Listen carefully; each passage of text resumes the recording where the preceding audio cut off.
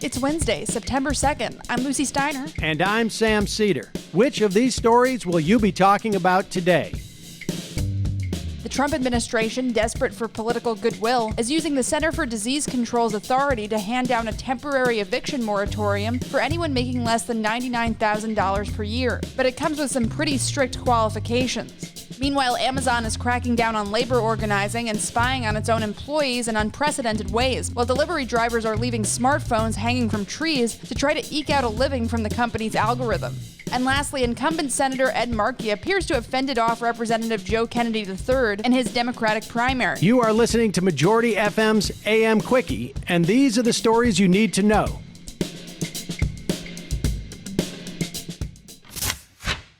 The Trump administration passed down a temporary federal eviction moratorium on Tuesday night, using the CDC's quarantine authority to bar evictions for individuals making less than $99,000 a year. There's a pretty easy way to read this. The looming eviction crisis is so bad that even Trump's advisors have recognized that if it hits before the election, he's screwed. Sure enough, the CDC's moratorium only lasts until December 31st. It also requires people to self-identify, basically making an official claim that they can't pay rent, but they're trying to, and that they meet the required income bracket. And crucially, it doesn't convert that rent debt into consumer debt, meaning that you could get evicted right after the moratorium expires in January 2021. In other words, it's a stopgap measure aimed at preserving some of Trump's flagging support. Don't get me wrong, it will still be a major lifeline to families living on the edge, giving them a few more crucial months to figure out a better situation. And it's a far stronger provision than the original moratorium in the CARES Act, but that doesn't mean it's the end of the crisis. Similar to the payroll tax deferrals we talked about earlier in the week, it basically postpones some of the pain of this recession, rather than alleviating it entirely.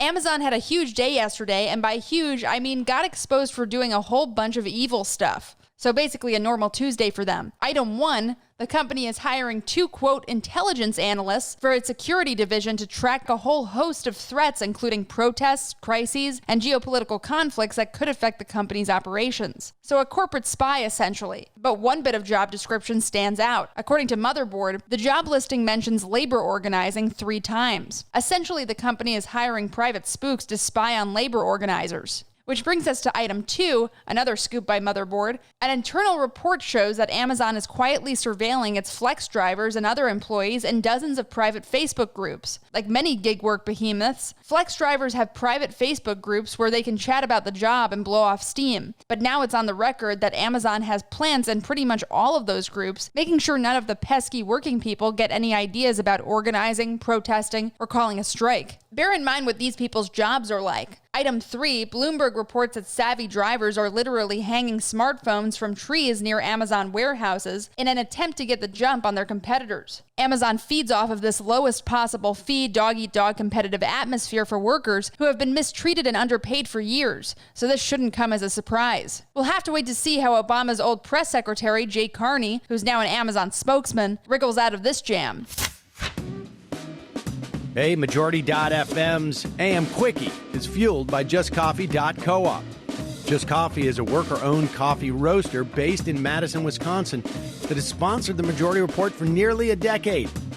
Check out their collection of fair trade roasts, including our own Majority Report blend, and regardless of what you order, receive 10% off of your order when you use the code MAJORITY at checkout. All shipping, of course, is free. That's coupon code MAJORITY at justcoffee.coop.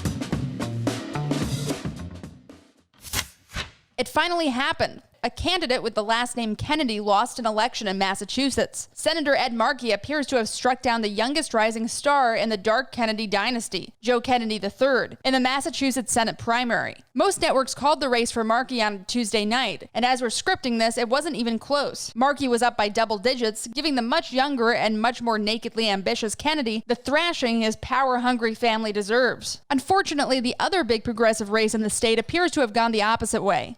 House Ways and Means Chairman Richard Neal appears to have beaten progressive challenger Alex Morse after a contentious, borderline corrupt primary that saw a devastating smear campaign against Morse. Morse bounced back when The Intercept's reporting exposed the smears against him as fake, but he wasn't able to oust the incumbent Neal. Other races to watch: Jesse Mermel, a progressive, is in the lead in an open primary to fill Kennedy's House seat after he left to challenge Markey. Mermel ran a pretty left-focused campaign, but one of her challengers, Ihsan Lecky, looked very promising as well, as it hasn't been called as of script time, and the closest rival candidate to Mermel is a big money-funded centrist.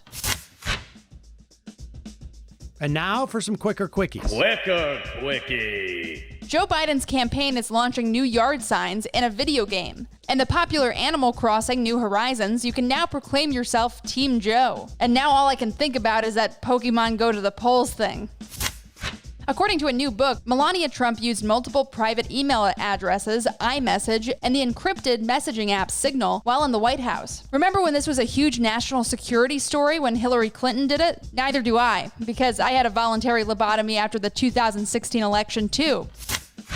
In slightly brighter Republican primary news, the Massachusetts congressional candidate who was openly linked to QAnon did not win his primary. So that's one thing the GOP's got going for it, I guess.